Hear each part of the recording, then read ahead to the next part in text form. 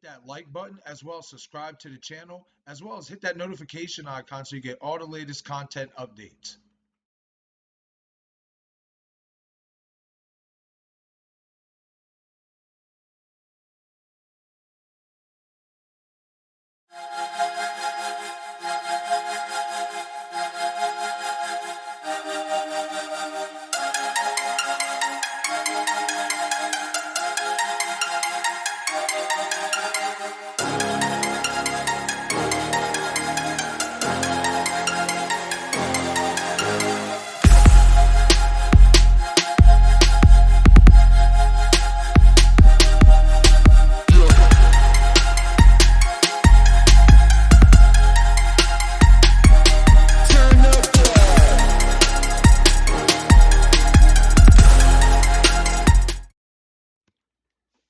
What's going on, YouTube and 717ers? This is your host, Marcus J. Witherspoon, and this is my UFC 266 recap video. We're going to start off with Jessica Andrade destroys Cynthia Calvillo in round number 1. Jessica Andrade defeated Cynthia Calvillo via a brutal first round KO on Saturday night. From the outset, Andrade unleashed hellish bombs on Calvillo, which, much to her credit, withstood as best as she could and returned fire. However, Andrade had no respect for Calvillo's power and unleashed a series of violent punches that forced Calvillo to wilt under the pressure. It truly was a dominant performance from Andrade and should put her back in line for a rematch against flyweight champion Valentina Shevchenko. However, given how the champ Shevchenko dispatched of Andrade in their first fight, not many fans nor Dana White might feel obligated to see that rematch happen. Next up, Curtis Blaydes outpoints Jairzinho Rozenstruik in a heavyweight snooze fest. Number 4 ranked heavyweight Curtis Blaydes defeated number 6 ranked heavyweight Jairzinho Rozenstruik via unanimous decision on Saturday night in a fight that saw neither man engage much on the stand-up, which played into Blaydes' style of fighting, which is straight hardcore wrestling majority of the bout. With Rozenstruik's lack of wrestling and overall output, it made for an uneventful contest. Rozenstruik did land a beautiful flying knee at some point in the fight. That instantly swelled and shut Curtis Blaydes' eye. However, did nothing to follow up on that success. It will be very interesting to see where Jairzinho goes from here. As for Blaydes, he called out the top 3 heavyweights, including Jon Jones. It remains to be seen if Dana White will finally give Blaydes a shot at a big name that he seems long overdue and deserves. Next up, Robbie Lawler breaks Nick Diaz's nose, wins by 3rd round TKO.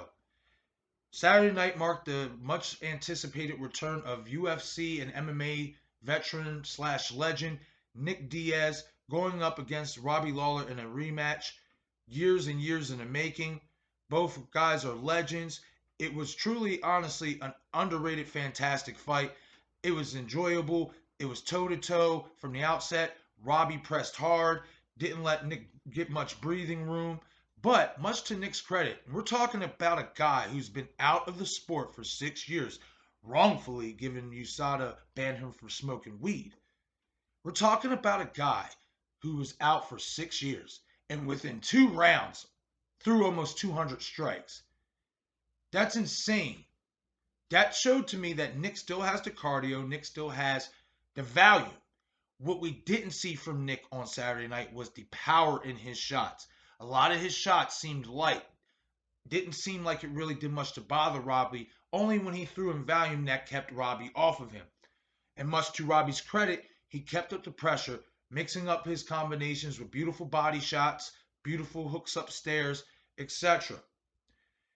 Leading into the 3rd round, Robbie catches Nick with a beautiful shot that breaks Nick's nose and forces Nick to wave off to the referee saying he wants no more. It was truly a better fight than I think a lot of us expected, especially out of Nick Diaz giving the layoff.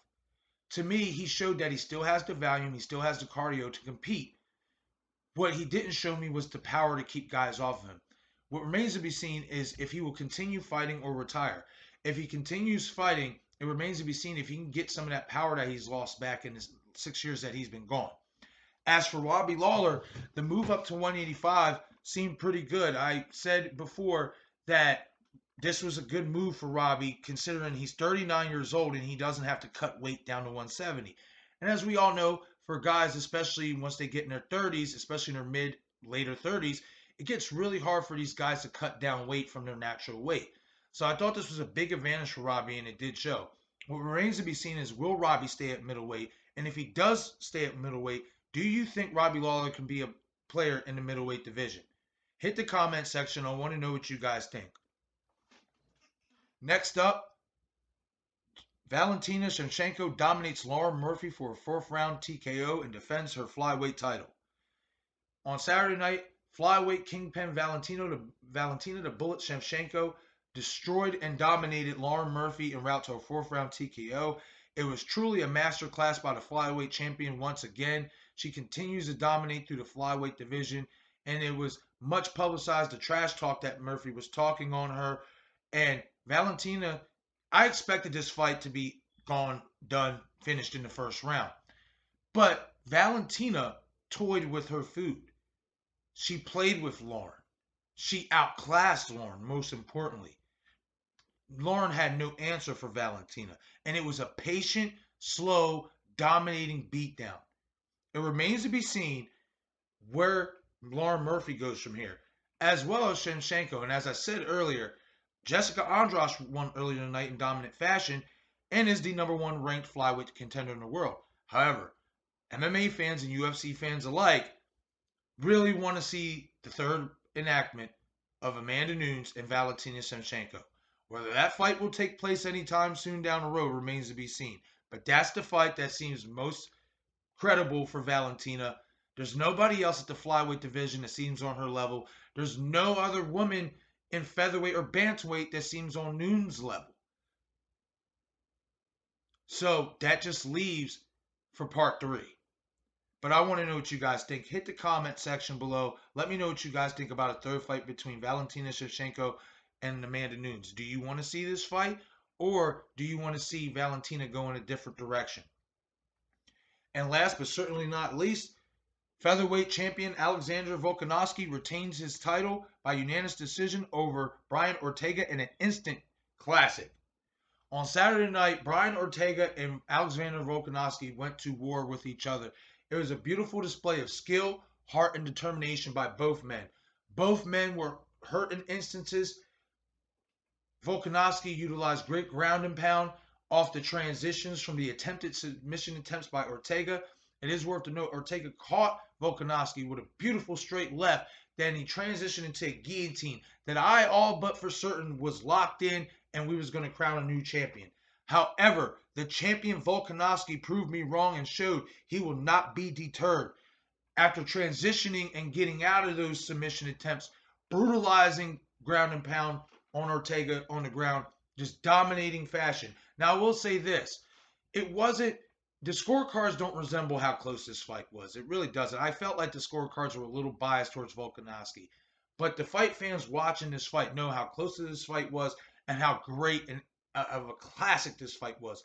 Both men showed fantastic skill, fantastic heart, and fantastic determination.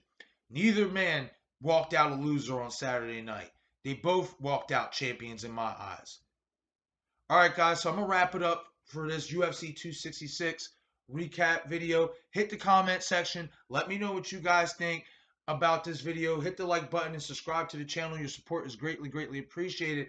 As well as, like I said, hit that comment section. Let me know what you guys think about Saturday's main event between Volkanovski and Ortega.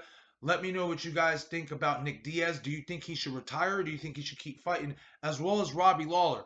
Do you think Robbie Lawler should stay at middleweight, or do you think he should cut down to 170? As well as, do you think Valentina Shevchenko and Amanda Nunes 3 needs to happen now? Hit the comment section. I want to know what you guys think, and thank you for watching.